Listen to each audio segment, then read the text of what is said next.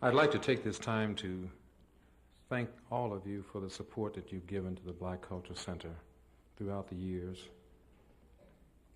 and tonight.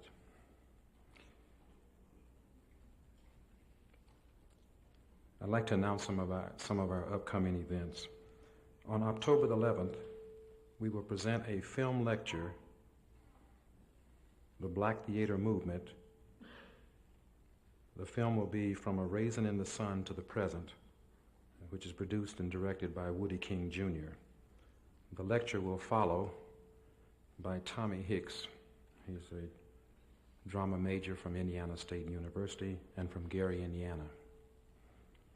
On Sunday, October the 21st, we will have the Kuntu Repertory Theater, which is a group of student and community actors, to perform What Happens to a Dream Deferred.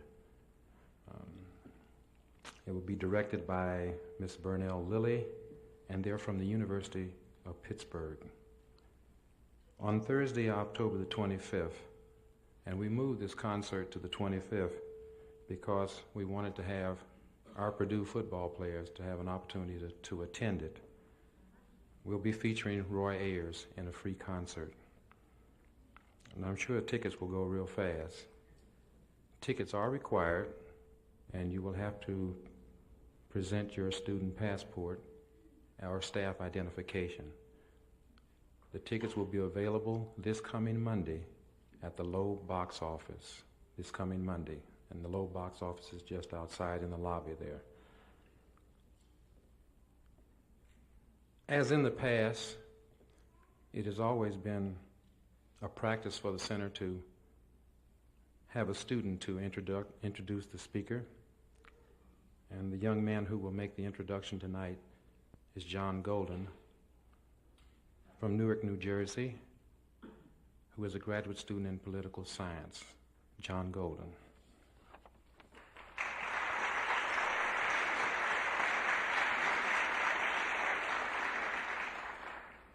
Thank you, Mr. Zamora.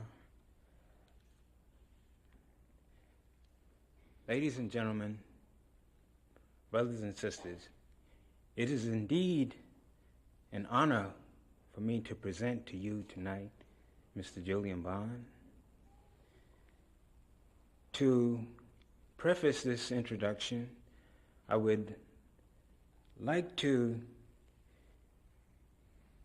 begin by making reference to an article or address delivered by Mr. Bond entitled Black Experience in Politics, which was delivered at the Institute for Black Elected Officials September the 11th through the 14th, 1969 in Washington, D.C. In this address, Mr. Bond speaks of Reconstruction and the type of gains which black people made during that time. He makes reference to the fact that there was a black member of the South Carolina State Supreme Court, that there were blacks elected to the United States Senate as well as the House of Representatives. He references the fact that acting Governor Pinchback was later also elected to the Senate. And in 1875, a civil rights bill was enacted by Congress. These type of gains were gains made by black people after physical emancipation and the inception of the vote. These gains were followed by Jim Crow, in which there were riots and lynchings staged by the Ku Klux Klan and other groups. There were assassinations and massacres, and the overall intimidation of the black voters. And when federal troops were to protect the black voters, they always somehow managed to miss out on some of these thrill-packed episodes. Mr. Bond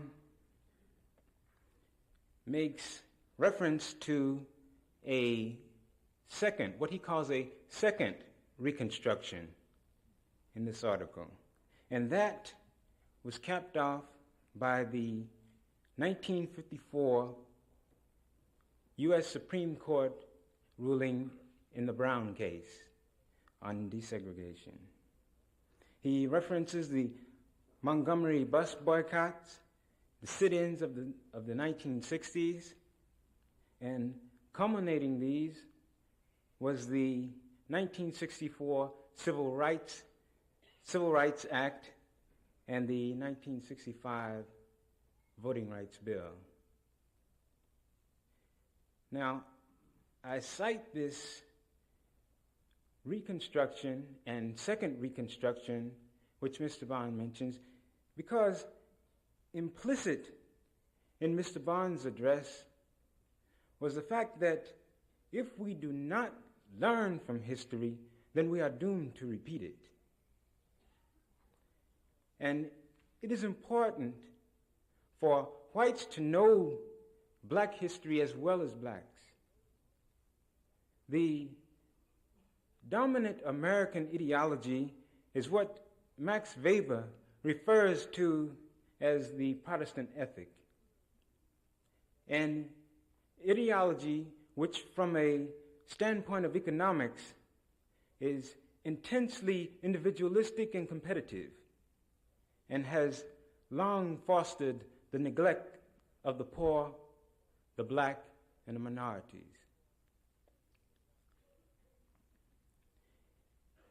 So,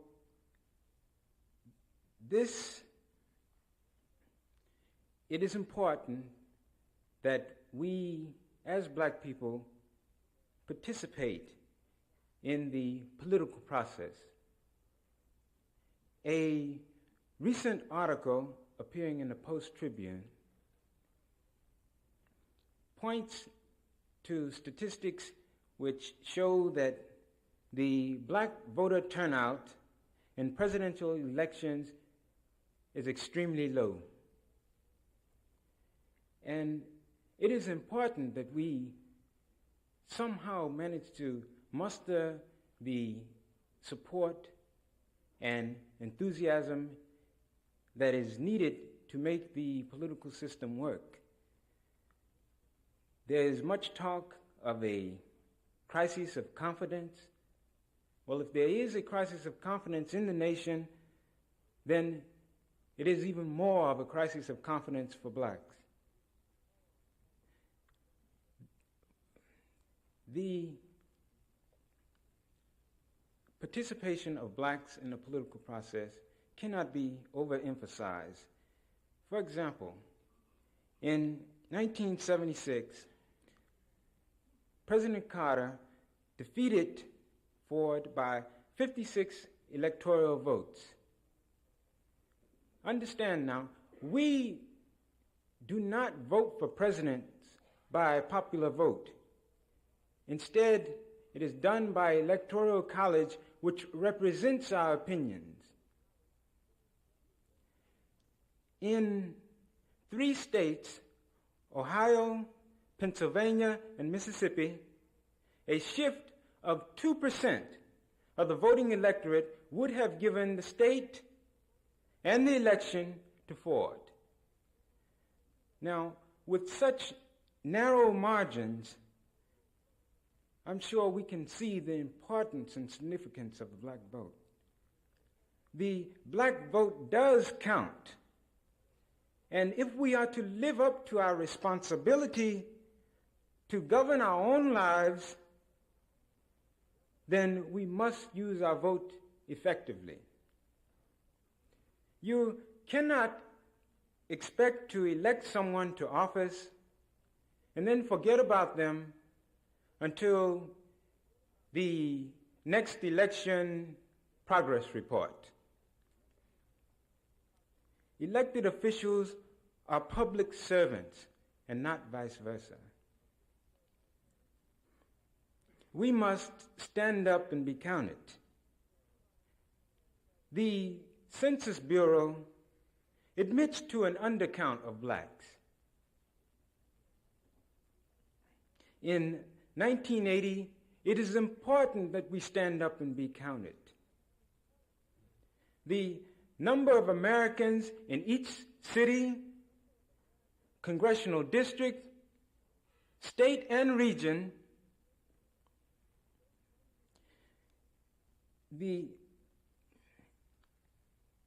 determines the amount of federal money which goes to, and whom it goes to, and who represents whom in on city councils, in state legislatures, as well as in Washington.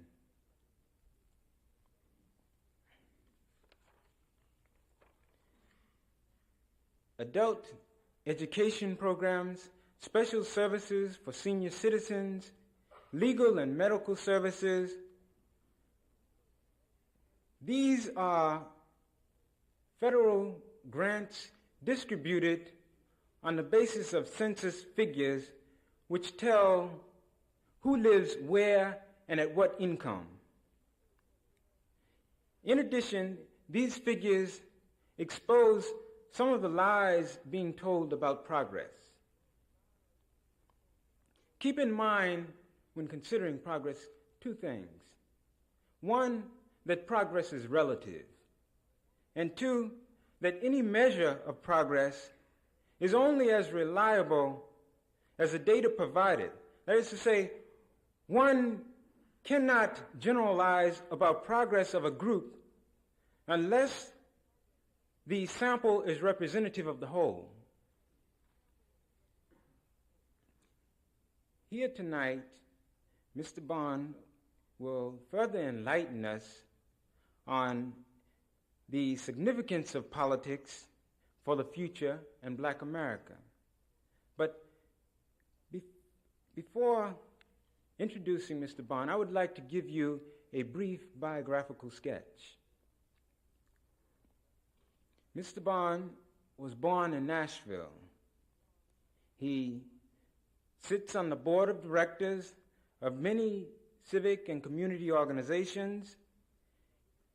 He has received honorary degrees from Howard University, Syracuse University, and a whole host of others.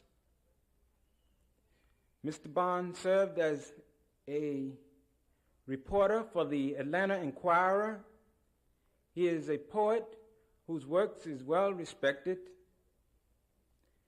While attending Morehouse College, he became active in the civil rights movement, helping found the Committee on Appeals for Human Rights,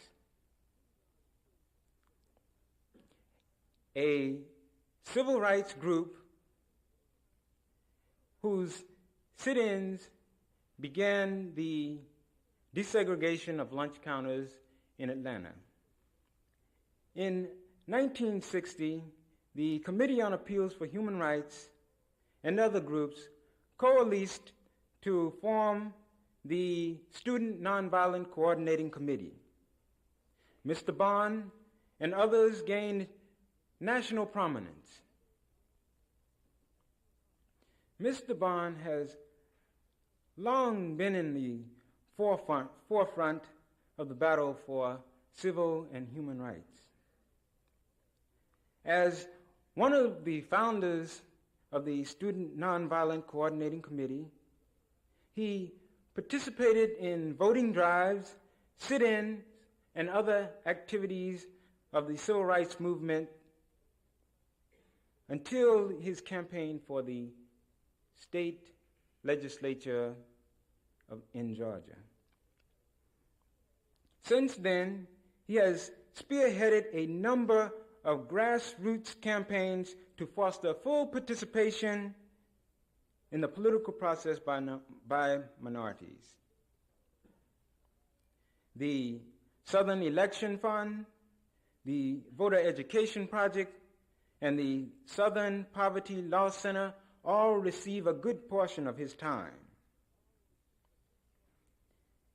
In speaking about Southern politics, Mr. Bond says, quote, "We are changing the color of Southern politics.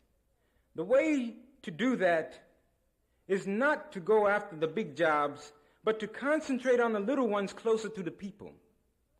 If enough blacks are elected at the grassroots level, it's bound to have a major impact on politics at the top."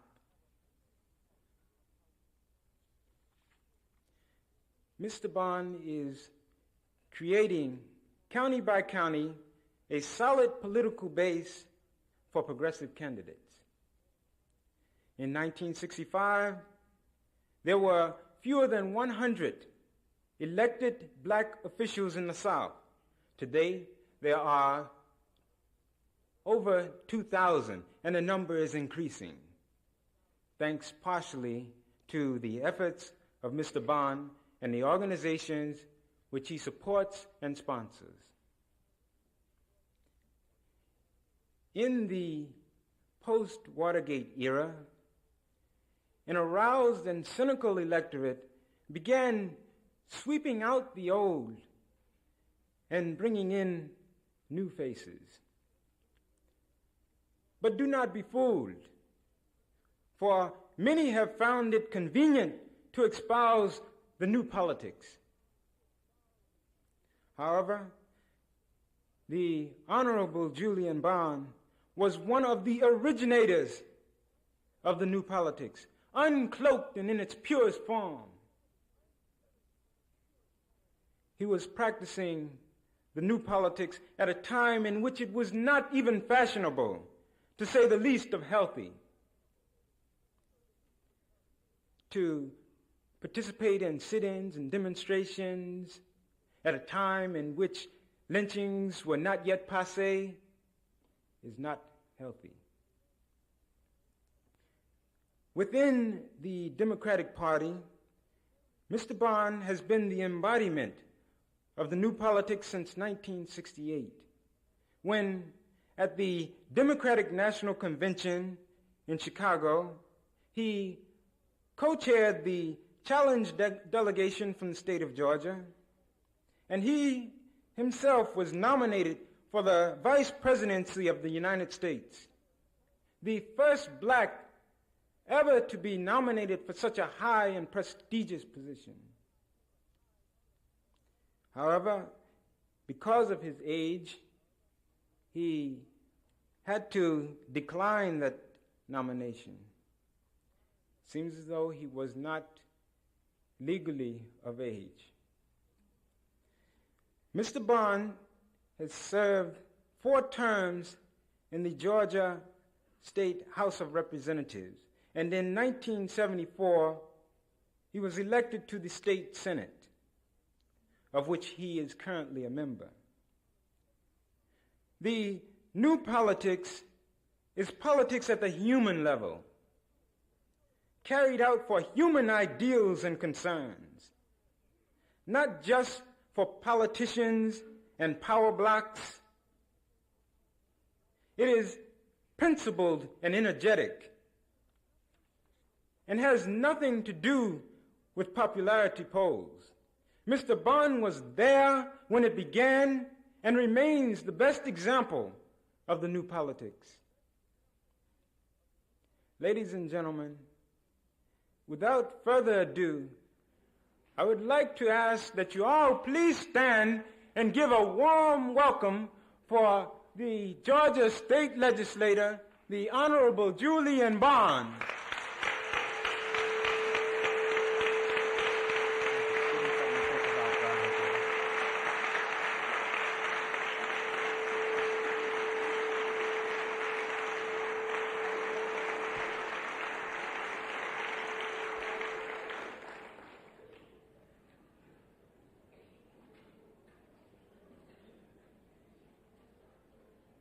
Thank you a great deal for that kind introduction and warm welcome. You may know that it is a custom of speakers on occasions like this for the speaker to begin by telling the audience what a great pleasure it is to be here. So it is a great pleasure to be here.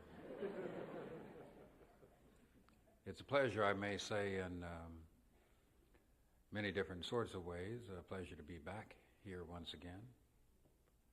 But it's primarily a pleasure to be here because of my profession. I am by profession a politician. I know that's not among the most popular professions to be in the United States in 1979. As a consequence, it's a great pleasure when one of us is invited anywhere by anyone. But I did want to come here in the worst way, so I came on Air Wisconsin.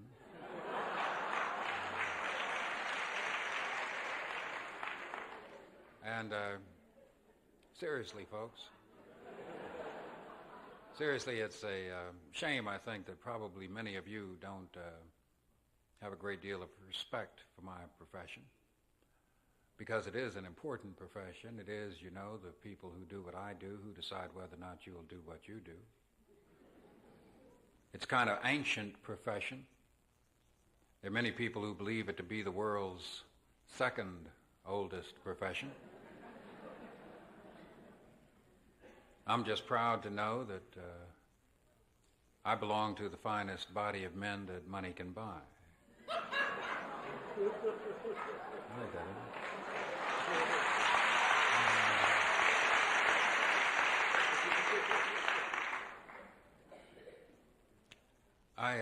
To get here from where I was coming from, you have to go through Chicago, and the Chicago airport, as you might imagine, is simply filled with priests and nuns. Naturally, of course, coming to see the Pope, who will be in Chicago on tomorrow, I guess. And it reminded me of a story I heard once about no, forget that. Anyway, one of the things that part of the ritual of public speaking insists that the speaker preface his remarks with one or more hilarious anecdotes. The purpose of these rib ticklers and thigh slappers is to put you in a good frame of mind, to convince you that the speaker's a good person, that he or she has a sense of humor just like everybody else. And also they serve, I think, to make the speech appear to be a little longer than it really is. So here's a hilarious anecdote. I live in Atlanta, Georgia, which you have a dynamite basketball player from Atlanta, Georgia playing here. Anyway, I live in Atlanta, which, as you probably know, is a pretty big and cosmopolitan city, much like West Lafayette. And but when I was much younger, when I was just a boy, I lived in a small town in rural Georgia. Now, this was really quite a teeny tiny town, really a small town. It was probably, most of you would have called it a plain place. It was a little town called Fort Valley. Now, when I lived in Fort Valley, the two most distinguishing characteristics in the town were two institutions, a manufacturing plant, a place called the Bluebird Bus Manufacturing Company, where they manufactured Bluebird bus bodies.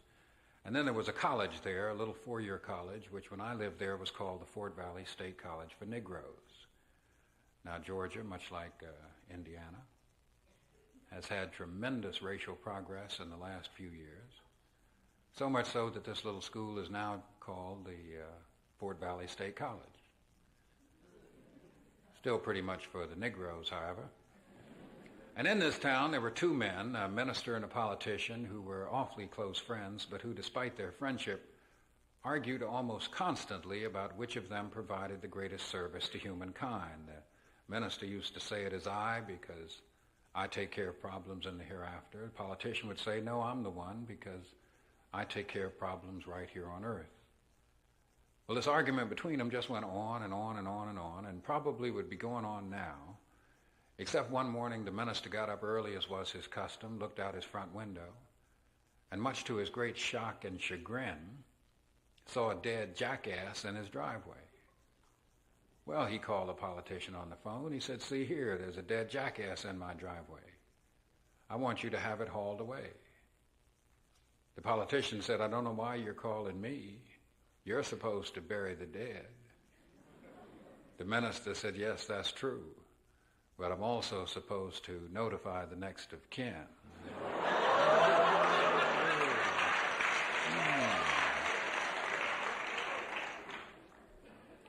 Isn't that really awful about Hamilton Jordan? Probably most of you don't give a toot, I guess.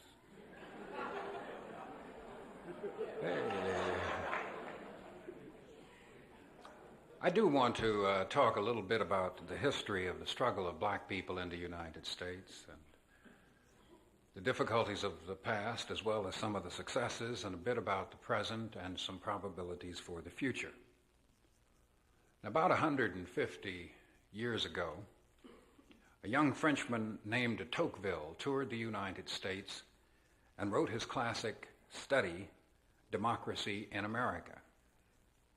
In it, he described the wonders of this infant nation, the sovereignty of its people, the liberty of its press, the probable tyranny of its majority, and our free institutions. In a chapter entitled "The Present and Probable Future Condition of the Three Races Which Inhabit the Territory of the United States," he wrote, "The destiny of the Negroes is in some measure interwoven with that of the Europeans. These two races are attracted to each other without intermingling. They are alike unable entirely to separate or combine. The most formidable of all the ills, which threatens the future existence of the Union, arises from the presence of a black population upon its territory." He later wrote, "I do not regard the abolition of slavery as a means of warding off the struggle between the two races in the United States. The Negroes may long remain slaves without complaining, but if they are once raised to the level of free men, they will soon revolt at being deprived of all their civil rights. As they cannot become the equal of the whites, they will speedily declare themselves as enemies." Now, de Tocqueville was never optimistic about the outcome of this struggle. Indeed, he believed it inevitably would lead to chaos. Now, almost a century and a half later, the pessimism he expressed in 1831 seems more than justified.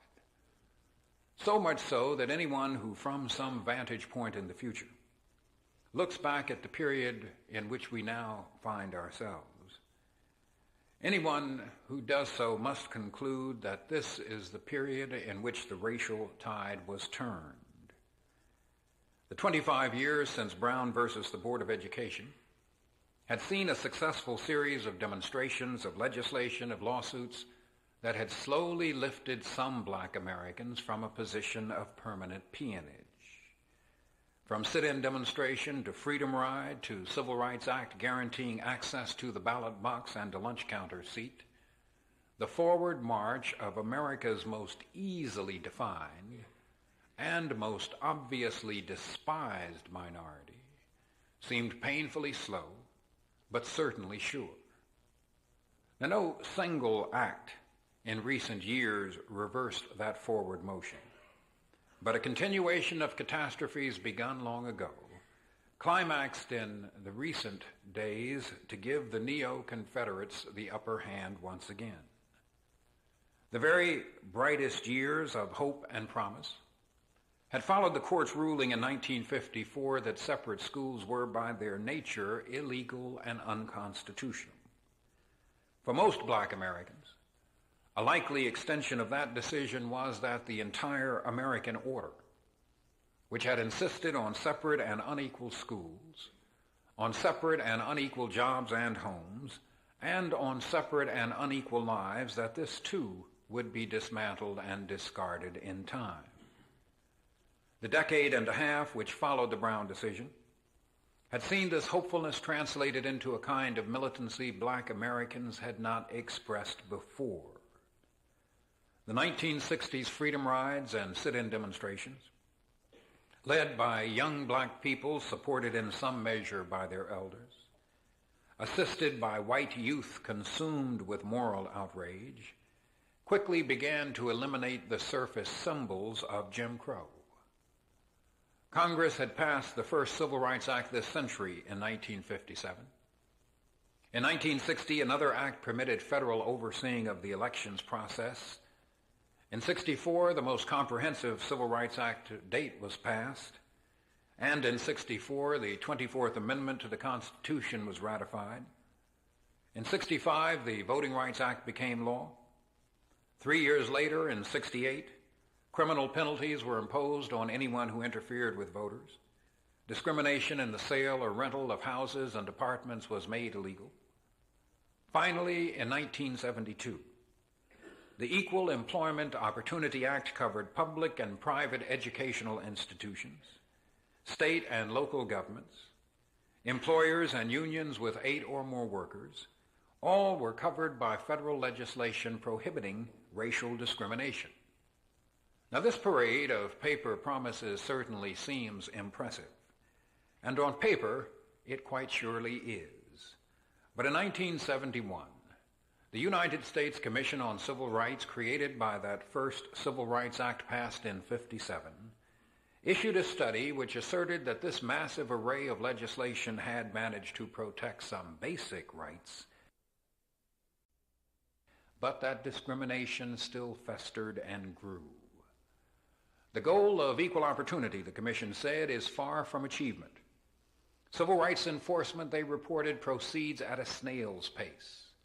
It lacks creativity, resources, a sense of urgency, a firmness in dealing with violators, and most important, a sense of commitment.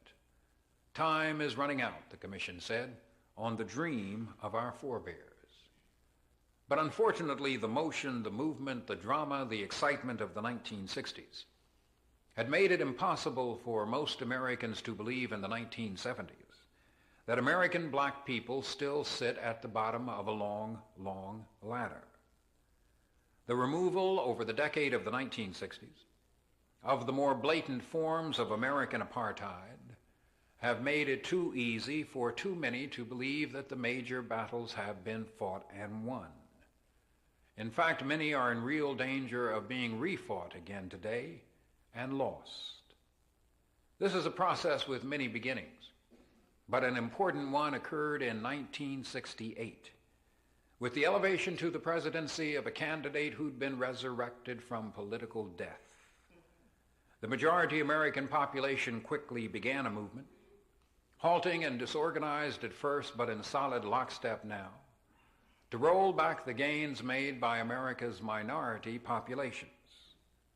Once installed in office, that new president quickly began the national nullification of the needs of the needy, the gratuitous gratification of the gross and the greedy, and put into power the politics of penuriousness, prevarication, impropriety, pious platitudes, and self-righteous swinishness.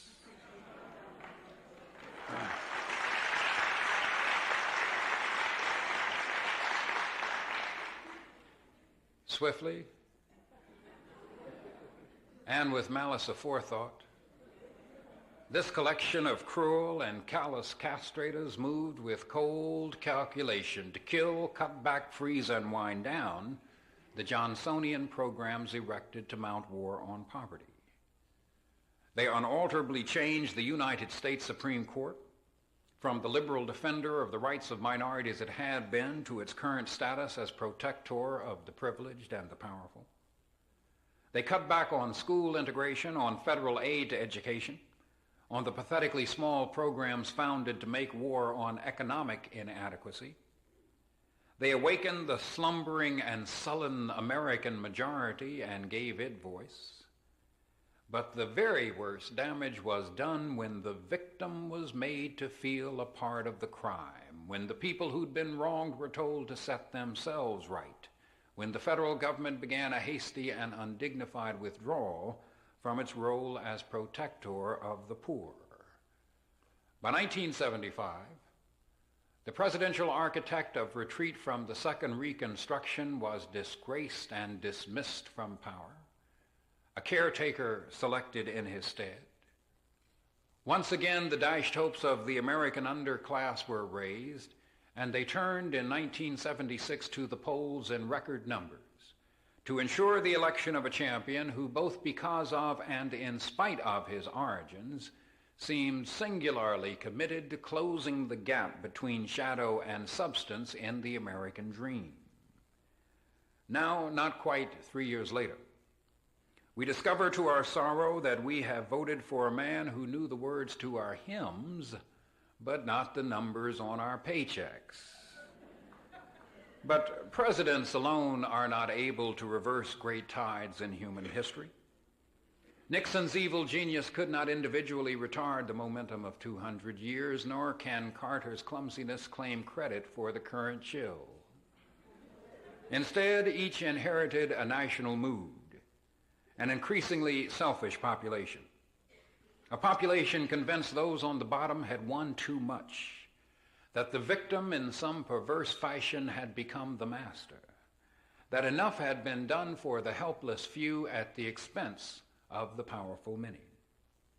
So pervasive was this feeling in the last half of the 70s that two men who hold no public office at all, one a grandfatherly professional tax critic named Howard Jarvis, the other a 39-year-old engineer named Alan Backey, may have had more to do with the future life chances of American black people than any man who's been president of the United States.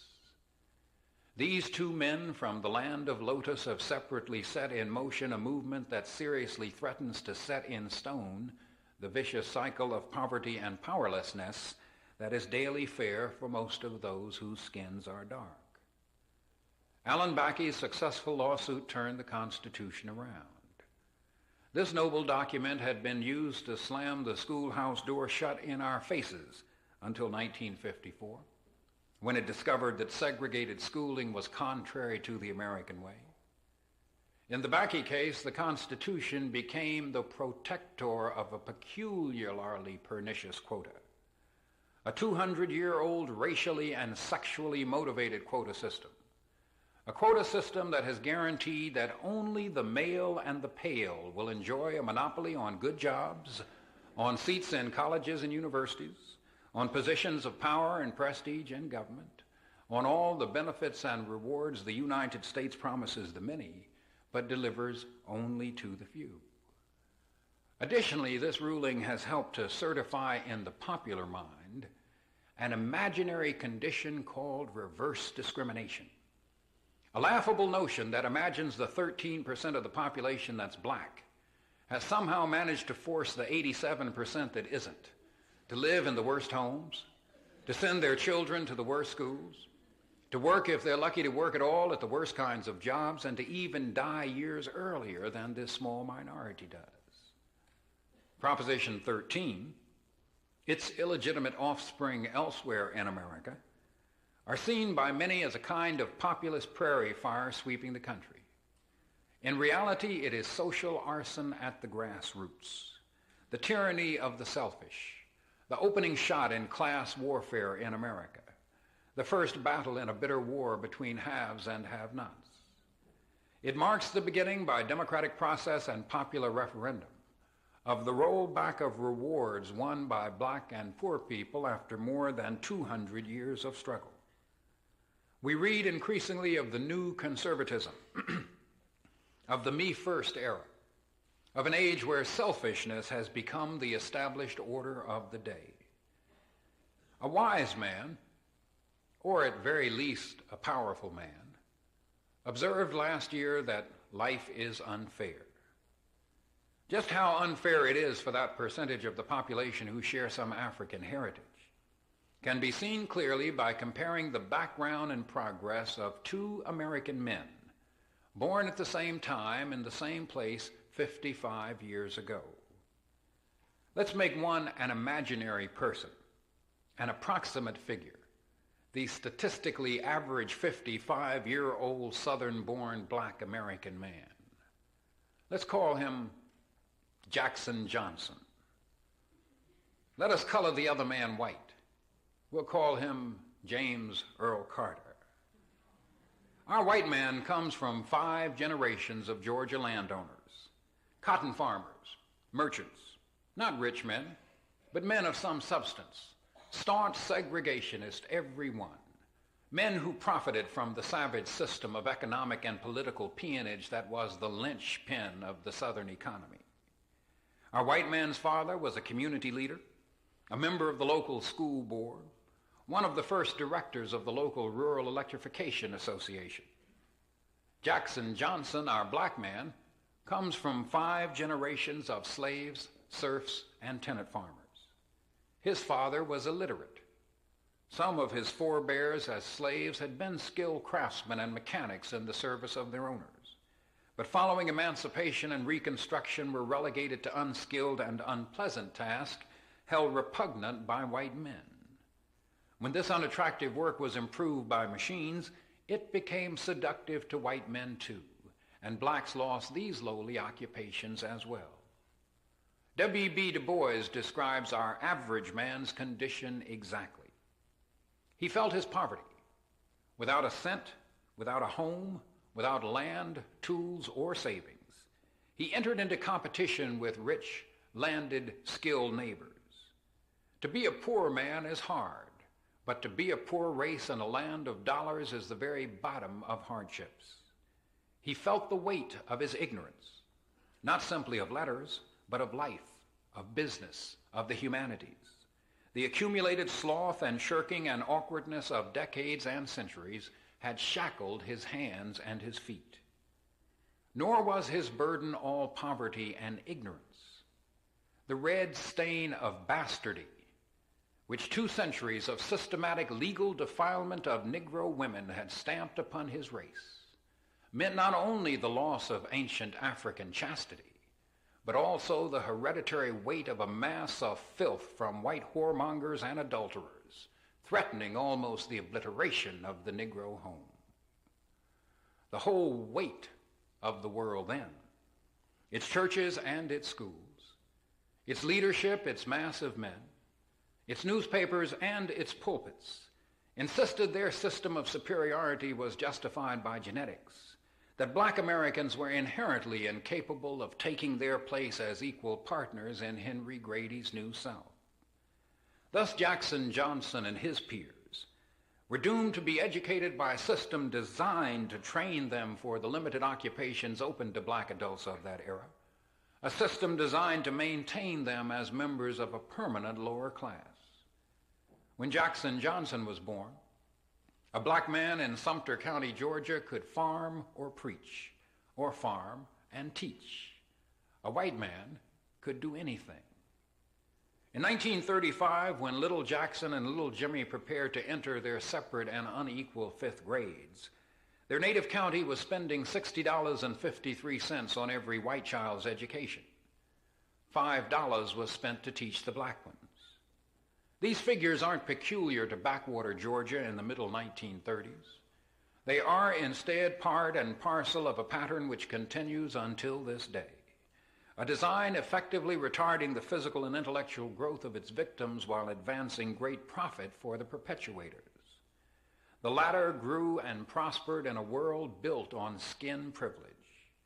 The former learned quickly that the entire weight of public policy was intended to educate them for permanent poverty. But wait, you probably say. James Earl Carter can scarcely be considered representative of the average white man of his day. A loving mother made him read and turned him away from the rampant racism of his times. But he shared with his average white peers a wholly different launching pad, the myth-turned-truth of presidential possibilities in every white boy's breast, the promise of unlimited, unobstructed horizons to arm him, to encourage him. Jackson Johnson was fed on the myth of inferiority. He left school burdened with an education designed to turn his myth into reality. The year James Earl Carter graduated from high school, the Second World War began. After a year of study at segregated, tax-supported Georgia Southwestern College at Americus, He entered segregated, tax-supported Georgia Tech as a member of the segregated, tax-supported Naval ROTC. The following year, he enrolled in one of America's elite and prestige institutions, the segregated, tax-supported Naval Academy at Annapolis. At Georgia Southwestern, he faced no competition from anyone who looked like Jackson Johnson. At Georgia Tech, no Jacksons were allowed and no women, white or black. The Naval Academy completed this androcentric education, and he graduated in the top 10th of his class. He left the service in 1953, returned home to become a marginal millionaire as an agribusinessman. In 1962, at 38 years old, he entered state politics. The rest is history. By then, he and his wife had 3 sons, and later a 4th child, a lovely daughter named Amy. For these children, you ought to be ashamed. For these children, educational and occupational horizons are virtually unlimited, circumscribed only by their interest and their appetites. Life for them is less a matter of struggle than of choice. Our man Jackson Johnson, on the other hand, didn't finish high school. In fact, he didn't finish the first year. When the Depression destroyed the cotton economy, he and his family moved to Atlanta, where they worked at odd, menial jobs. When war came, our man Johnson, touched perhaps by the opportunity to prove himself as patriotic and as worthy as the next man, or motivated perhaps by the prospect of a regular paycheck and 3 squares a day, entered the Army as a private, served in a segregated unit, was discharged as a corporal. He had managed to learn a skill. He had become a cook. His first child was enrolled in school in 1948.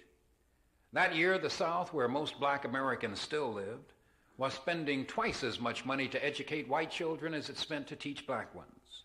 They paid 4 times as much for white school buildings. They paid white teacher salaries 30% higher. They spent $42 million busing white children to school and $1 million for black school buses.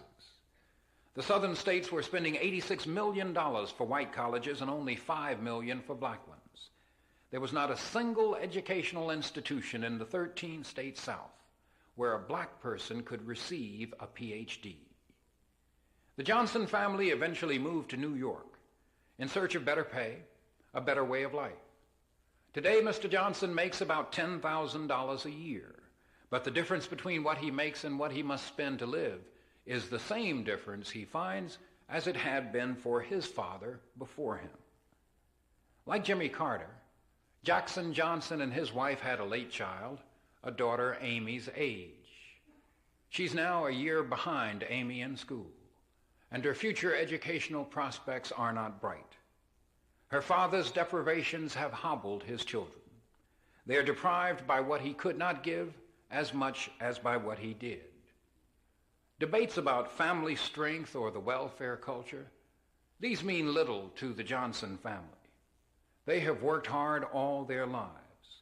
They have sacrificed for their country. They are pious and they are poor.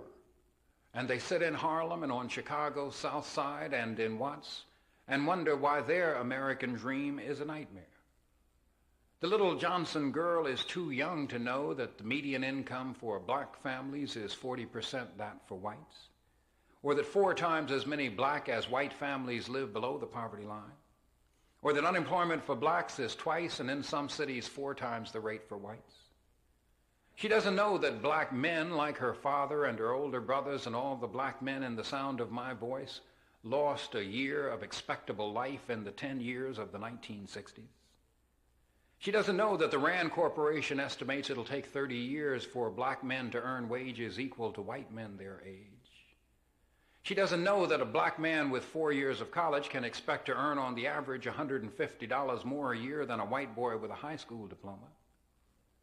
But if she doesn't know the figures, she surely knows the people. And she knows, as they must, that life for them will never be a crystal stair. Now, the little Johnson girl is too young to know. that for 10 years in the 1960s in the southern states of her parents' birth, a great movement grew and thrived and eventually spread its marches and protests throughout the United States. Now, if she's like her older brothers and sisters, surveyed last fall by Ebony magazine, she does know that a man named King led that movement. But 48% of her elder siblings don't know who Mary McLeod Bethune was. 51% don't know who Paul Robeson was. And more than 50% don't know who Vernon Jordan and Benjamin Hooks are. 45% of these young black people between 18 and 29 believe that making money is the best means of making progress for black people. Only 37% of them believe in voting, but fully 35% believe that the Lord will provide. Last year, 53% of this group was politically impotent. Only 51% thought it important to vote in every election. 17% thought it a waste of time to vote at all. Only 12% had ever attended a political rally or a speech. Only 5% had ever worked for a political party or a candidate. But 27%, the largest activist group, had expressed its racial consciousness and political sophistication by undertaking the daring and the dangerous act of signing a petition. Now, this shift in one generation, from the politics of protest to the politics of petition, is easily understandable. All about them, they see false evidence they are equal partners in the American scheme. They see the Jeffersons moving on up. They know that J.J. lives in a housing project, but he's having good times. They learned that Roger and Rerun are what's happening now. They see themselves appear in every ad, but can't buy the product. In many cities, they report some of the news, but they'll never own the station. They've moved in 20 years from the back of the bus to the front of the unemployment line. Now, in addition to the human toll in lives thwarted and lost, the difficulties and setbacks of the long years since '54 have sapped the will of many black Americans as well. 200 years of apparently endless struggle have convinced too many that the prize will never be won, while too many white Americans apparently believe the elimination of petty apartheid means that racial conditions have been radically altered for the better. However, the circumstances of our lives are a clear demonstration of a people living in a permanent crisis, a crisis shown not just in figure and in fact, but in the daily lives of millions of real human beings.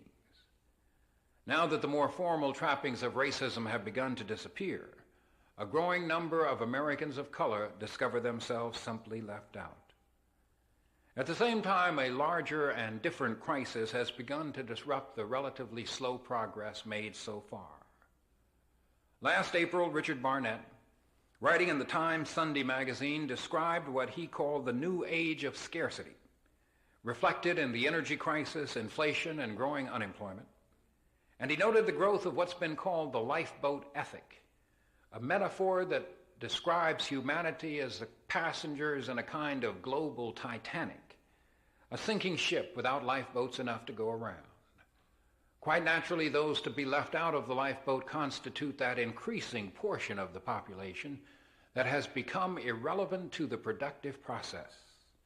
The young, the aged, the chronically unemployed, predominantly people of color. Clear manifestations of that ethic are most visible now in the spreading tax revolt, the growing resistance to affirmative action, in the selfishness we see everywhere about us. When the idea of racial justice seemed a new and widely popular fad some years ago, there seemed also to be an assumption it would be free. Of course, it hasn't been. Change never is. And when it began to pinch union members and the possessors of seniority and the Alan Backeys of this country, its popularity began to fade. In the long run, however, the cost of achieving justice is never so great as the cost of denying it, for that cost is measured by social indicators such as crime, mental illness, human decay, social disintegration. Describing the problems we face is a relatively easy task. The figures shift by a few percentage points from year to year, but the people and their desperate situation remain pretty much the same. I'm reminded in this context of a story told quite often in Baptist churches in the region of the country I am from, and if truth be told, many of you are from too. It's a story about an elderly black man who used to go to church every single Sunday that God sent, but who, as he got on and on and on in years, began to go to church less and less until finally he just didn't go at all. And on the Sunday mornings when he should have been sitting in the first pew down in front, he found himself instead out in the forest and the fields hunting. And on this one particular Sunday morning, he was out in the woods with his rifle under his arm when he tripped over a stump and he dropped his gun. And when he got to his feet, he found himself looking right in the face of a big, black, burly, grizzly bear. Well, he began to run as fast as he could, but he knew he couldn't run very far, very fast. He could feel the bear's hot breath on the back of his neck and could hear the click of those razor-sharp teeth as they snapped just an inch from the lobe of his ear, and could hear the swish of those razor-sharp claws as they flashed just a fraction of an inch from the fabric in the shirt on his back. So he decided he'd do something that he hadn't done in a long, long time, and that was to pray. So as he ran through the woods, he threw his head back and shouted to the heavens and said, "Lord, I know you're busy. I've checked your schedule." He said, "But please, don't let this bear catch me." Well, much to his great surprise, there was a tremendous clap of thunder. A bolt of lightning came from each of the four directions of the compass, and a loud voice spoke out. The voice said, "How dare you? You haven't been to church in 25 years, and you haven't prayed to me in 20. And now you have the nerve, the first time in 2 decades, that you lift your voice in prayer to me, instead of praying for the salvation of men's souls, for the elimination of poverty, hunger, cruelty, criminality, want, and war. You have the nerve to pray to me to save your worthless neck. I wouldn't save you if you were the last human being on the face of the earth."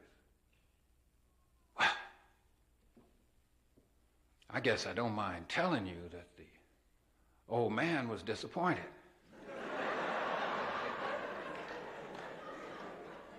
By this time, the bear was licking his ear. The bear's sharp claws had just torn the shirt off his back.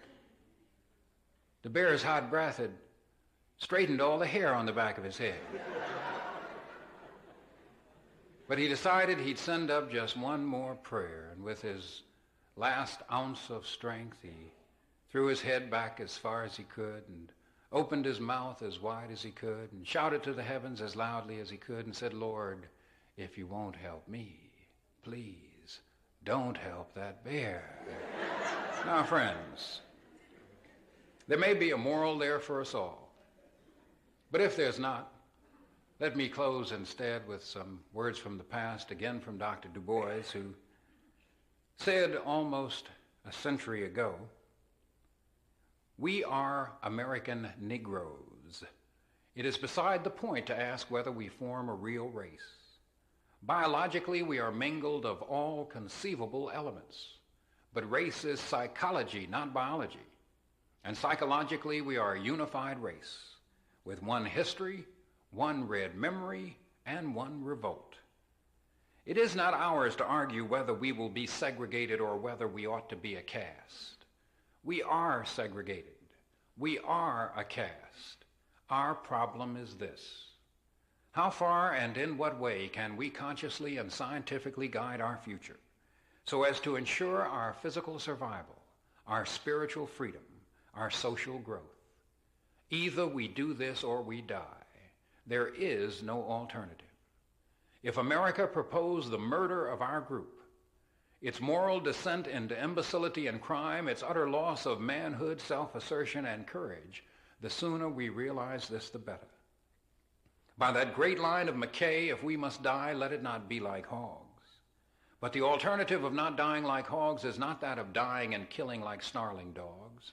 It is rather conquering the world by thought, by brain, by plan, by expression and organized cultural ideal.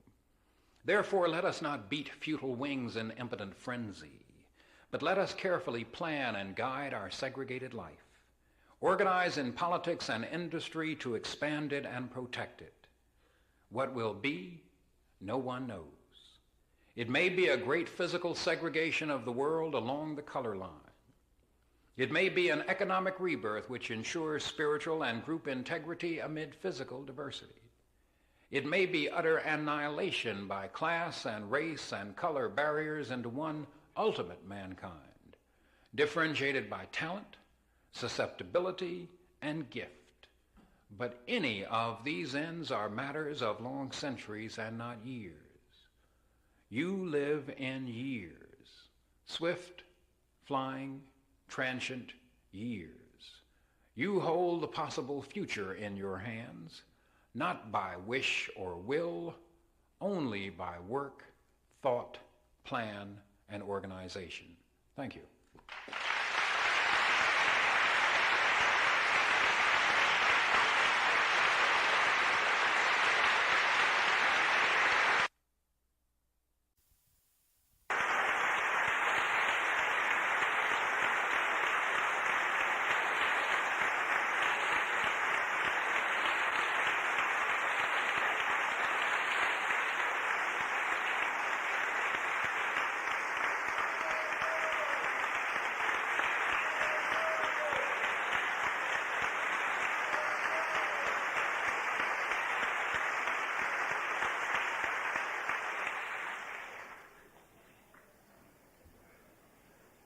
Thank you, Mr. Bond.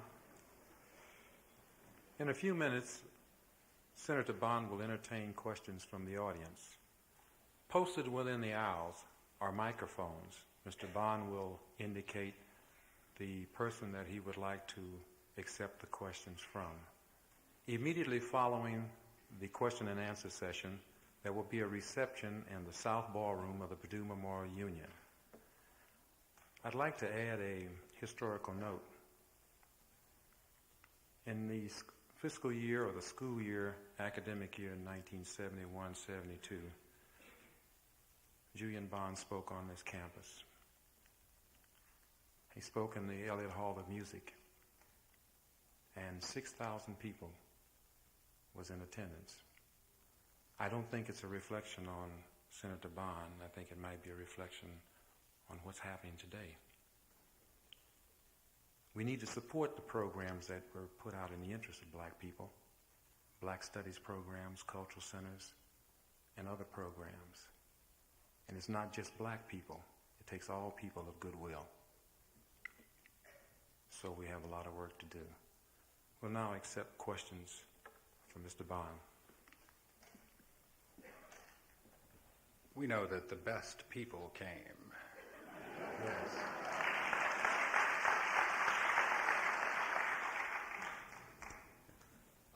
Bill Reeser, Purdue exponent. I was wondering, first of all, whether there would be any sense to having a Young Democrats Club at Purdue.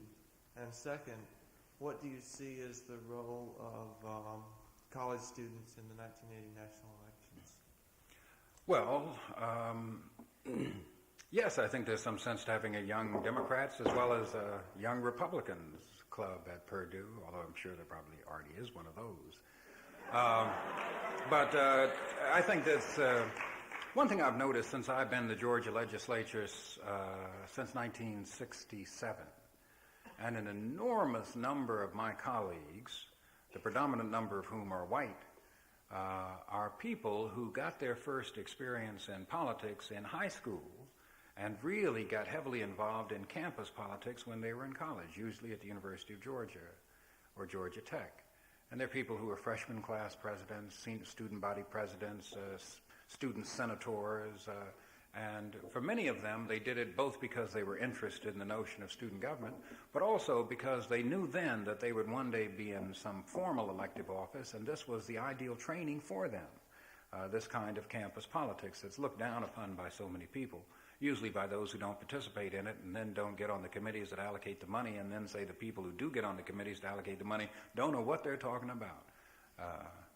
But anyway, but I think there is some value to having those kinds of groups because, first of all, they provide training and leadership for people who are active in them and chairing committees and organizing meetings and doing all the things that you may want to do later on in life when you're worried about the school board levy and your kids can't read or write. So I think it's very, very worthwhile. Now, as to the role that college students will play in the 1980s, I should guess probably almost none. Since college students are notorious in the late 70s for being totally disconnected from and uninterested in the concerns of the world about them. So I would just hazard a guess that as a group of people in the United States, as a section of the population, that this group of people will have absolutely no effect on the outcome of the 1980 presidential elections. Now, I could be wrong because you go back in history, 72, 68, and you can see that large numbers of young people of college, high school and college age were vibrant participants in the presidential selection process of that year. The campaigns of Eugene McCarthy, of George McGovern, of Robert Kennedy, all attracted large numbers of young people, and they had a great deal to do with the limited or eventual success of those campaigns. But not now, come on. These people are into more serious things. Perhaps if the astrological sign of one of the candidates is an appealing one, then we may see a large body of people come out. Perhaps if, I think Governor Brown may attract the largest student constituency because he and they are into so many of the same things. But as for your issues, like who's going to have a job, what kind of economic policy is the United States going to have, who will be on the Supreme Court, those kinds of things, those mundane things. How much taxes will we pay and for what, and how much on defense and how much on this. I don't think students want to be bothered with that kind of thing, do you? Do you really? I don't think so, so we don't have to worry about it. Then we know from the statistics on student voting that of a student population, say of 500 people, if they were the average, that 50% of them would not be registered at all. And that of the remaining 50%, 50% would not be constant voters. And of the remaining 25% of the whole that's left, half of them are influenced 100% by mom and dad. So you're talking about 7.5% of a fairly large universe who are adult and experienced enough, or believe they are, to make up their own minds about whether or not to vote, and if so, for whom. So perhaps a small percentage of them, if this were that universe, I'd guess the last two rows running all the way up the aisle there, that perhaps that group would be interested in the political process. But not the rest of them. Come on. This is 1979. We're into other things. Yes, sir. My name is Lester Trotter. I'd like you to address yourself to the Bakke case and the Kaiser case and the organizations, one like a Jewish organization that is has been bringing these cases up. It hasn't been played up much in the paper, but there are Jewish organizations that are pushing for reversal of affirmative action and whatnot. And also, would you address yourself to somewhat of a linkage with UN Ambassador Andrew Young and his meetings with the PLO? I see some kind of connection. And, well, not exactly a connection, but address yourself to it. Okay. So far as I know, no organization was the initiator of the Bakke case or the Weber case. But in the first instance, in the Bakke case, a number of ethnic American organizations supported him, including many with large Jewish memberships, the Anti-Defamation League, the American Jewish Committee, the Council of Presidents of Jewish Organizations. In fact, every national organization with a large Jewish membership supported Alan Bakke and opposed the principle of affirmative action as it was expressed at the University of California, Davis. In the second instance, the Weber case, if I'm not mistaken, only the Anti-Defamation League filed a brief in Mr. Weber's behalf, and as luck would have it, they lost. Won in the Bakke case and lost in the Weber case, primarily because they're different kinds of cases. But this does demonstrate, I think, a serious rift between two communities in the United States that traditionally have gone almost hand in hand. And it's a rift, and both a matter of perception as well as a matter of reality. Now, Jews are 3% of the American population, but what percent, let's guess, of the doctors? We don't know, a few more than 3, I'd guess. Okay? We, on the other hand, are 13% of the population, but we're less than 2% of the doctors. So quite naturally, we're interested in quotas. If it wasn't quotas, we wouldn't get in, not because we're too dumb to make it, because among the 16 students who applied for admission with Alan Backey, who were admitted before the 16 he charged were less qualified than he. 8 of them had MCAT scores high above his. And all of them but one successfully completed their 3 years of medical school, and one, in fact, was the only person in his 100-member class to receive both an MD and an MA degree at the same time. So surely these people were not unqualified to be medical school students. Now, but the black community has a real interest in seeing quotas imposed, because the history of our struggle has shown us that unless you put some numbers on these people and make them live up to them, that they're not doing a thing. They're not going to do anything for you. The Jewish community's experience, on the other hand, is that when quotas are imposed, that they have to struggle under them. The quotas are ceilings for them. We consider quotas to be floors for us, but they're ceilings for Jews, and quite naturally they're opposed to them. And there are other issues involved in that. But this Weber-Backey case argument is the first public hearing of this very real disagreement. Secondly, the circumstances surrounding Ambassador Young's resignation. I take him at his word that he resigned voluntarily because he had violated established United States policy, and that it would be an embarrassment for him to continue in his position. And that even though the ambassador to Austria had violated American policy 3 times running, and even though he was given a reminder, which is different from a reprimand by the State Department, that Ambassador Young felt it was best for him to do so. Now, that resignation, in turn, has caused the visits to Lebanon and Israel by Reverend Jackson and Reverend Lowry, and their subsequent meetings with the PLO, and I think the beginning of some interest among the general black population in the United States in the Middle East, a kind of interest that we did not have before. And on the whole, I think it all very healthy for us, because after all, it's our money too. Israel and Egypt have nearly a blank check on the American Treasury right now, and that's my money. That's my money, and so I want to make sure it's spent in the wisest fashion, in the way calculated to ensure peace and harmony for me and mine. So, that's it.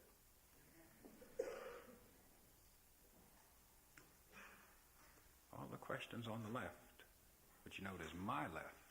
You're right. Yes. My name is Linda Trotter, and President Carter was in the Georgia legislature, I think, at the time you were refused a seat. What role did he play in that decision? He didn't play any, because he was a senator and I was refused in the House, and the members of the House voted on it, and how he would have voted had he been there, I don't know. I served in the legislature later when he was governor, and if I'd known he was going to be president, I would have become much more intimately acquainted with him. But I didn't have any idea, and quite frankly, I don't think he did either. But he was just sort of a fair governor, nothing spectacular. Nothing spectacularly bad either, just a fair governor. People liked him or didn't like him, but he, didn't excite anybody tremendously. If I'd only known. Yes. My name is Cassandra Wilburn, and I was wondering, have you considered running for president in the 80s? As soon as I get your check.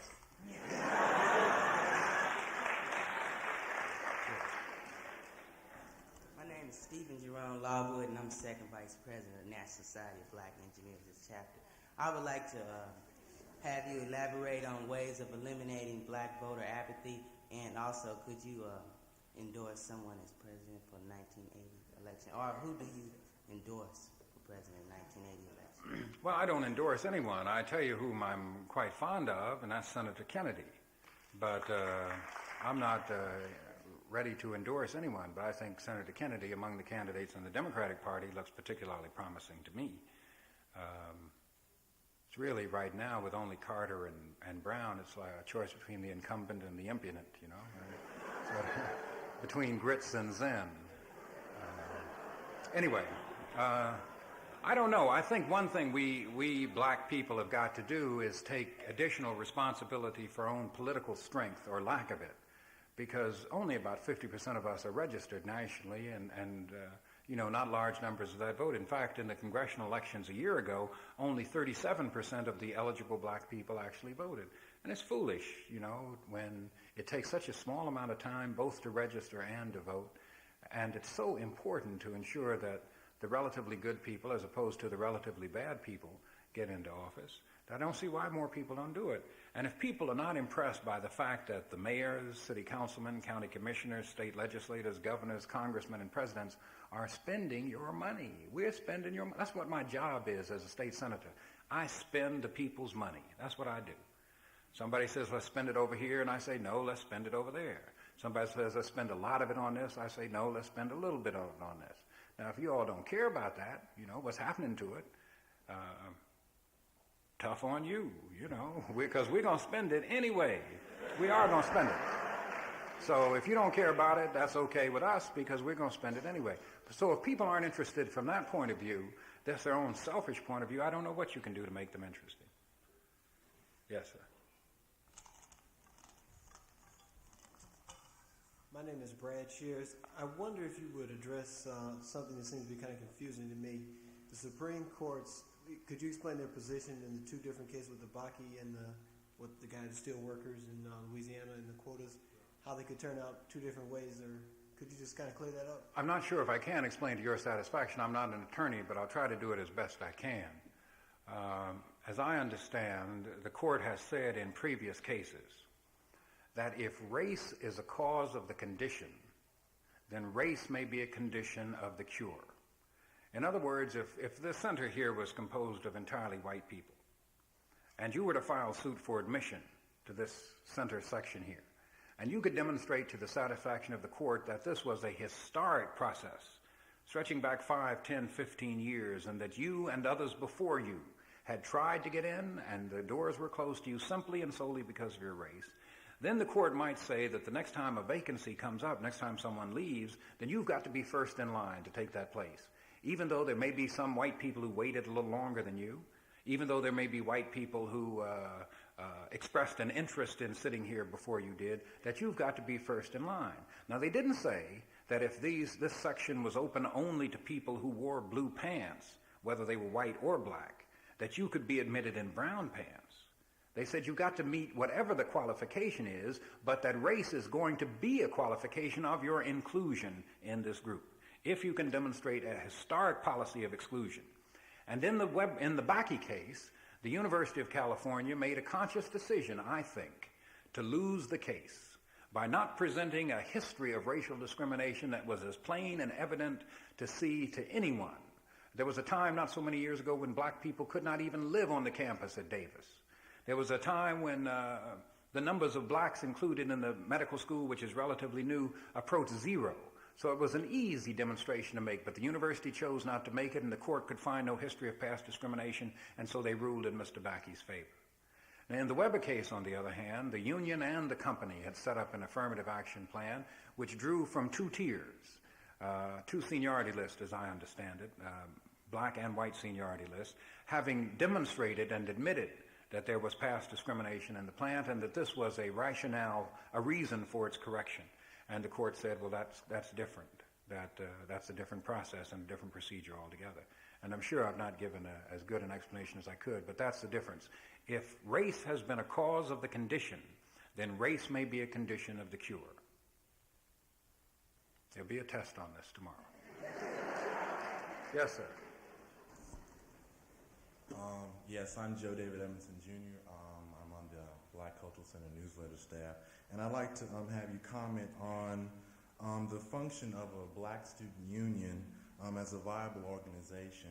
Presently, the status of our union at Purdue is very small, and try to relate this or comment also on the future involvement of blacks in political positions and in politics in general in the coming decade. Well, organizations like black student unions, it seems to me, serve a purpose if they have a purpose to serve. They are very much, in my view, like fraternities. So far as I can see, some of them have no utter purpose whatsoever. I mean, seriously, except for to drink, to gather together to drink, and I don't need somebody to beat me first before I have a drink with them, and then call me bro. But having said that, there are fraternities that engage in worthwhile projects, that raise scholarship monies, that do community projects, that do all sorts of things. So it depends, I think, on the group. Some of them are utterly useless and have no purpose whatsoever, or no serious purpose, no purpose that you would be proud to tell your parents of. And others are, extremely worthwhile organizations and ought to be encouraged and so on. And I find as I travel about that black student unions are like that too. Some are like this and some are like that. Now, what the future role for black people in politics in the country is going to be, I don't know. It depends on us. If all of us participate, or if more of us participate, we'll play a greater role. If fewer of us participate, we'll play a lesser role. So it's up to us. It's within our own ability to decide. Yes, sir. Hold up your hand again so the lady can see you. My name is Sharma Lattimore, and I am the only black graduate of Purdue's baccalaureate nursing program of this year. And I was just wondering if you think there will ever be a reoccurrence of the 60s as far as riots go.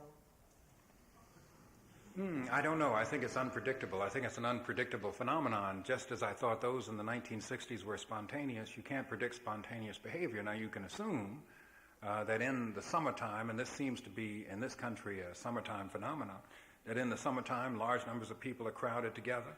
An incident occurs, groups of people begin to think something has happened, whether it has happened or not. Word spreads as it does in mobs and groups, and the whole thing becomes ignited. So who's to say that as we sit here that Indianapolis may be in flames now, I doubt it. But it could be. But I don't think it's predictable. But you can predict if you've got large numbers of young people in the streets with nothing to do and no prospect of anything to do. And if they come from a family where the father had nothing to do, and his father before him had little to do, and the whole forces of life seem to be pressing in upon them, and there's not enough food to eat, and it's hot, and you can't stay indoors, and you're out in the street, and the police are coming by, and they're feeling irritated because they don't want to be doing what they're doing. And the two groups meet and clash. Who's to say? You'd be surprised if something bad didn't happen. Yeah.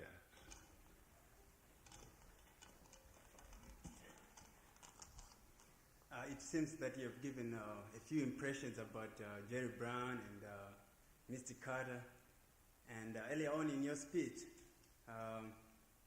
you said that the blacks voted for Carter in 1976 because they were expecting some good things from him. And maybe, according to you, they have not materialized. Don't you think, by your choosing, you haven't really endorsed, but you have sort of sided with Kennedy, that you are again going on this blind hand, thinking that Kennedy is going to bring something that Carter has not brought. Yet, in these past few weeks, when he has received too much press coverage, he really hasn't shown any differences in the major issues with Carter, except about talking about an imaginary notion of leadership, which can be interpreted in thousands of ways by thousands of people. Don't you think that you are now going on the wrong way, instead of maybe sitting and thinking about it twice? I'm Zindoga Bungu from Zimbabwe.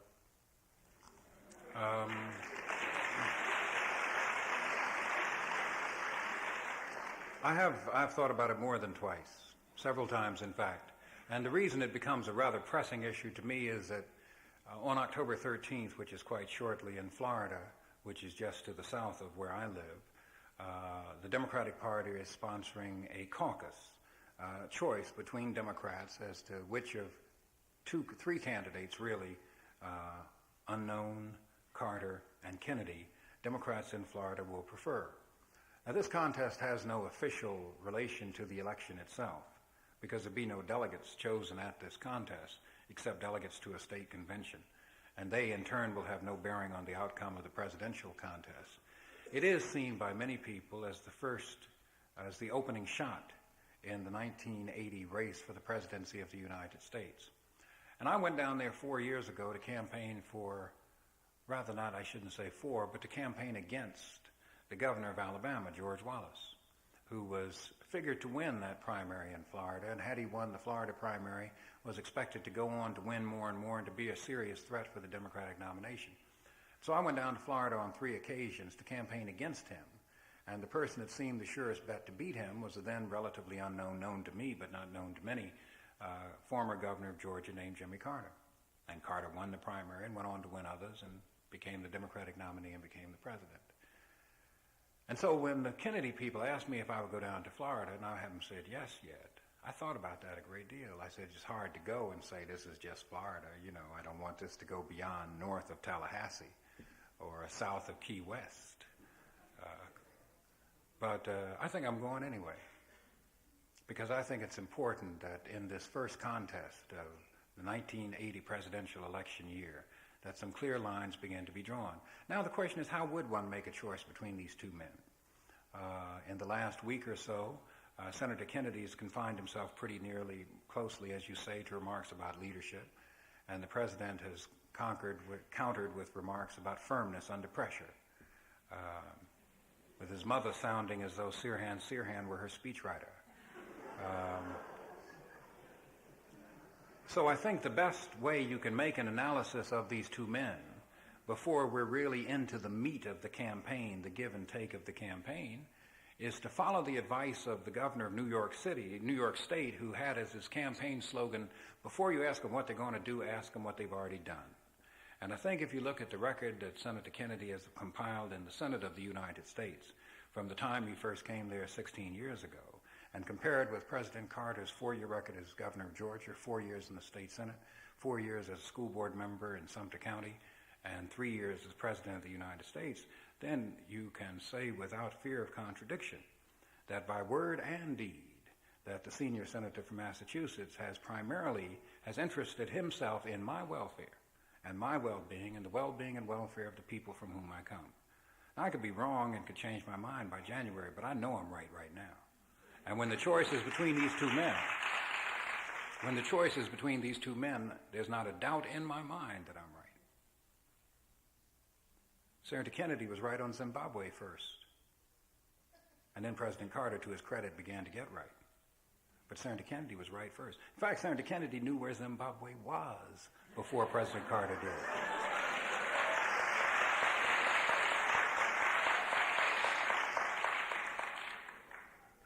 Yes. Hello, my name is Joseph Young. I was wondering if you could address some of the major blockades of national health care, and if you can give us some idea of what role models might be a working policy. The blockades, the resistance to national health care, there's probably only one, and that's the American Medical Association. These are the people who didn't want you to have Medicare. These are the people who didn't want you to have Medicaid and who are taking it over the counter like a thief at a bank. You know, they're making more money now than they ever dreamed they'd make before. But they said, oh no, this will disrupt the traditional doctor-patient relationship. Try to get one to come have a relationship with you at your home, you know.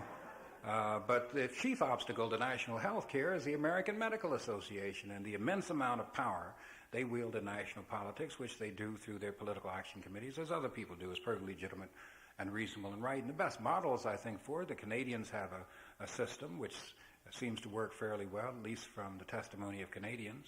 The British have a system which has some critics, most of them doctors who left there to come here. But I know people live in New York who go there, you know, to get medical treatment, so it can't be that bad. In fact, I was in Great Britain some years ago and cut myself and took me to the hospital, sewed it up. Nice, not a penny, you know. Same thing happened to me. I went to the opera with Mrs. King in Atlanta and fell down in the parking lot of the opera house, of the restaurant we went to afterward, rather, and cut my chin and called the county ambulance, and it comes by and the guy says, have you got Blue Cross? I'm bleeding, you know. Blood is coming down here, and I've got on my tuxedo, too. And you pick you up, pay the guy $25, and takes me to the hospital, and the woman says, Let me see your insurance card. You know, I say, hey, I'm bleeding to death. What can you do? It turned out not to be that serious, but, you know, I doubt if there's a person in this room, no matter what your wealth is, who could sustain a long illness by the breadwinner in your family. Not a single person who could tolerate a month-long serious hospitalization by a member of their family. Just cannot afford it. Hospital rooms, $140, $150 a day for a double. Incredible. My father died in a hospital a few years ago, and we had to take him out of the hospital. He was on life support system, you know. Had to take him off that because his Medicare ran out. Had to check him out of the hospital and check him back in real quick. So they've continued to pay for it because his eligibility ran out, you know. That's the American Medical Association. Now, surely they're not responsible for all of the hostility against national health. A lot of it comes from people who think they pay enough in taxes now and don't want to pay anymore. And some of them are right and some of them are wrong. But the chief obstacle, I think, is the AMA. They're the people opposed to it most. They're the people who scream about it the most. And they're the people who profited most from the last two things they screamed and yelled about the most. We got an eye doctor in Georgia who was going to an old age home and putting glasses on blind people. We had a dentist who was going to an old age home putting teeth into people who was too senile to chew, to masticate. You know, people were being fed through straws. This guy's putting teeth in their mouths. And charging, of course, fantastic fees for it. Have any doctors in the house? Tough. Yes, miss. Do you feel that Andrew Young's resignation will stagnate the black feeling as far as getting involved in politics now? It shouldn't. Why should it? Because one guy loses his job? Oh. No, not because he loses his job, but just for the fact that a black American held a fairly prominent position, and it's almost like the old slap in the face. We get up there and then something goes wrong and we end up coming back down the ladder. I just want your opinion on that. And also, what do you think that he's going to do now? I personally don't feel he's going to get that involved in politics in the next couple of years, but do you think he's just going to go back home, or will we see him again? I don't know. I don't know what he's going to do. He says he's going to form an organization called Young Ideas. His last campaign slogan, you know, was Think Young. The best campaign slogan I ever saw was a guy running for the U.S. Senate in Texas whose slogan was, he hates what you hate. Ta-da! Anyway, no, I don't think, although I am sure that many black people will respond to Ambassador Young's resignation as you've described, I don't see why. If we're so unsure of our own path that we're turned around by this, by what you describe as a slap in the face, then no better for us. You know, I cannot imagine. I've discovered something that frightens me a great deal as I travel about. I was in Santa Barbara, California yesterday, and this enormous negativism among young black people who will say, well, we can't do this because that won't work. And say, hey, what about this? Say, no, we know that won't work because, you know, this won't work. Say, what about that? Well, we can't get together. That's the biggest complaint, as though all 23 million of us were going to come together in the Superdome or something and vote on what we're going to do. I mean, it's not going to happen. You can't get all the black students on this campus together, you know? So, but you know what happens? What happens, suppose there were 100 black students here. I keep running into people who say, we can't do anything till we get all 100 together. In the meanwhile, the 5 who want to do something do nothing. They're waiting for the other 95 to come. And they keep saying, hey, they haven't got here yet. It was 3 years ago we sent out the call. You know? So these 5 do nothing while they're waiting for the 95 to group themselves. You know, remember when Fidel Castro and Che Guevara tried the revolution in Cuba? It was 30 of them, just 30 of them, 30 people, and they did the whole thing. You know, Paul Revere was on his little horse by himself, you know. He didn't wait for the whole town to rise up. He rose them up. I cannot understand this feeling of negativism. People keep saying, well, I can't do that, I can't do that. Say, gee, how did you do those things you did? I don't understand it. I don't understand it either. Jeez. Whiz. Yes, sir. My name is Alan Newsom. On that same note of the statement you just made, excuse me, I'd like for you to further emphasize the responsibility of black students right now as you see it today and in the next decade. Well, I think they have dual responsibilities like all people do. They are students, and their responsibility primarily is to study and to learn and to get whatever it was they came here to get. If it's this kind of degree or this kind of degree or that kind of degree, that's the chief and primary responsibility, is to do what you're here to do. And that's to take what this university has to offer you. And the second responsibility, I think, is to educate yourself in a larger sense, away from the books and the slide rules and so on, in the laboratories and in the things of the world, some of which you get from just reading daily newspapers, some of which you get from conversation and others. People come from different places, different parts of the world, and some of which you get by some experimentation of your own in the surrounding in which you find yourself as political experiences on the campus, political experiences in the town, or availing yourself of any kind of learning experience you can. And finally, and not third in a row, I think you want to take advantage of your present position to ensure that the position of those who follow you is at least no worse than yours, and certainly much better. So that if you find, as a black student here, that there's something you don't like, then don't wait for the next people to come in to take care of it. See if you can do something about it yourself, and see if you can institutionalize the change you create, so that as soon as you're gone, it doesn't just slip back the way it was, so the next group has to do it all over again. And finally, one thing you have to do is teach those who come behind you. Now, that's the hardest thing to do, because you can't tell them a thing. See, you've been here 3 years or 4 years, and you say, listen, let me tell you something about this place. Say, hey, don't tell me. I'm from Chicago. Don't they?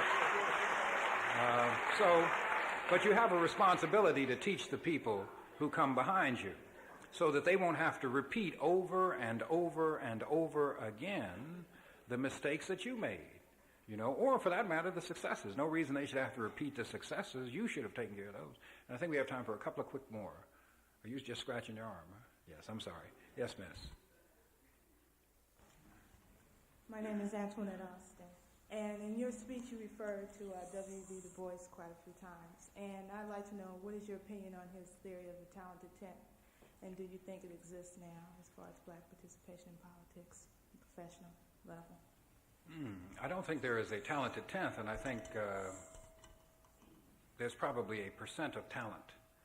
But whether it's quantifiable in as strict a way as he wanted to, I'm not sure. I'd rather tend to doubt it. I think the figures are much larger, and I don't think it's possible to say, let's create a block of us who will do this, and they will amount to so many of us. But I think his notion was a proper one for the time, and that he, a man of unusual vision and ability to see both his present condition and the future, just an unusual person. Do I have one or two more? Yes, miss. I'm Brenda Sims from Indianapolis, and I read in Black Enterprise magazine that there will be an economic summit of black leaders on October 29th in Baltimore. I'd like to know if you will attend, if so, what your main issue will be, and if not, if you will have input. No, I'm not going to attend, and I'm not going to have any input. And I think, if I remember the conference you're talking about, it's called by Congressman Mitchell, Perrin Mitchell, who is in the Congressional Black Caucus, the specialist on economic development, minority business, and so on. And I'm not attending because I think he's inviting people who are much more expert in this field than I, and don't have any input because I trust Congressman Mitchell to represent my interest. And hopefully, and I'm sure, in fact, that whatever occurs there is going to be made available to the general population as well. Because I think what's happening to us increasingly is that we're developing specialists and people who can be interested in and knowledgeable about one particular thing, rather than the old style of leadership in the black community where a leader was a person interested in everything and able to deal with everything. And I think we're becoming much more efficient as a people this way than we were in the other way. One last. Yes, sir. My name is Bobby Ratcliffe. I'm the president of the Black Student Union at Indiana State University. And I would like you to address yourself once again to the Black Student Union of a predominantly white institution. What do you see the role of the Black Student Union in a predominantly white institution? Well, most institutions, most schools are predominantly white. And more black students go to predominantly white schools than go to the predominantly black schools. although more black students graduate from the predominantly black schools than graduate from the predominantly white schools. But more black students are enrolled in the predominantly white schools. So that's where the bulk of the black student population in America is right now. And as I say, these organizations can either be very helpful to the students themselves and I think to the general university community, or they cannot. And it depends on leadership, the leadership of the group. That's what Senator Kennedy's talking about when he mentions leadership, the ability to influence others even against their will. So if the group has the proper kind of leadership, leadership that is interested in itself and the preservation of the strength, the numerical strength of the black students on campus, on their academic and social well-being, on the well-being of black people in the general community, on the university's relationship with the town, and vice versa, then they provide a healthy function. If, on the other hand, they're simply social affairs, then that's fine, because I guess that's a part of being young and in college too. But it's a shame that as much energy doesn't go into the one that goes into the other. Because, you know, we're very good at certain kind of social life, and, you know, I'm all for it. I like to do it myself, but that's not the end of life. That's not it. We have one last. Yes, sir. My name is Tom Gardner. I read an article about Jesse Jackson. It said that his trip over in the Middle East was for his own self-image. It went on to say that he went over there because he got jealous of the publicity Andrew Young got when he was forced to resign or whatever. And I was wondering if you said that Jesse Jackson had always been out for his own self-aggrandizement. I was wondering if you knew him, and if so, have you found this to be true? If I knew him, and if I found that to be true, you think I would say it here? I want to know for myself. Well, I do know him, and I find that not to be true. I think he's as interested in your welfare as you should be in his. See? And to tell you the truth, I don't care if he's gone over there for his self-aggrandizement or his ego or whatever. And I don't like to examine people's motives that closely. But if they're doing things that I think are productive for the whole, then go right ahead. You know, who's to say why George Washington became the father of his country? He probably knew that he'd get his picture on the dollar bills, you know. But I don't care. I'm glad he did, or else we'd all be, you know, we'd still be an English colony here. But he decided he'd go ahead with this, and we don't know. I'm sure historians in the future will perform this psychoanalysis on Reverend Jackson and many, many other people and discover that they did one thing for another reason. But I really don't care why he does it. If he does it and he does it well, and he's effective at it, then carry on. You know, may have a bigger ego than ever, a larger ego, may be more interested in self than ever before, because I think on the whole he does very good work. Thank you all very much.